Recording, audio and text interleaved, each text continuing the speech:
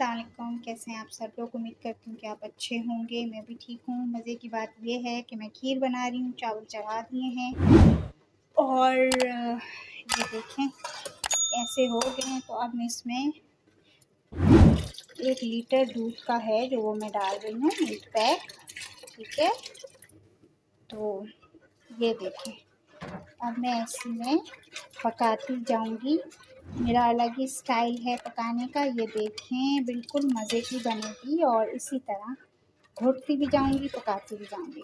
ठीक हो गया। तो इलायचियाँ भी ऐड कर देती हूँ इसमें, फिर मैं आपको बताती हूँ।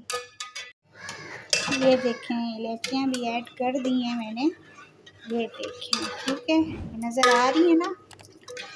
तो बस पकाते जाओ। खीर में कौन सा टाइम लगता है।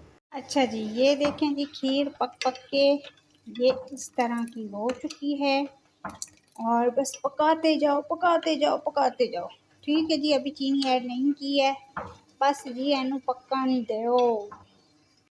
अच्छा, ये इस तरह मार्केट में अवेलेबल है, मिल जाएगा आपको और इसमें से आप इसमें से उठा के खीर में डाल दें। ठीक हो गया। ये देखें जी क्या बात है। और पिस्ता भी डाल दें। ये देखें इस तरह। ठीक हो गया। चलें जी यहाँ पे, ठीक है।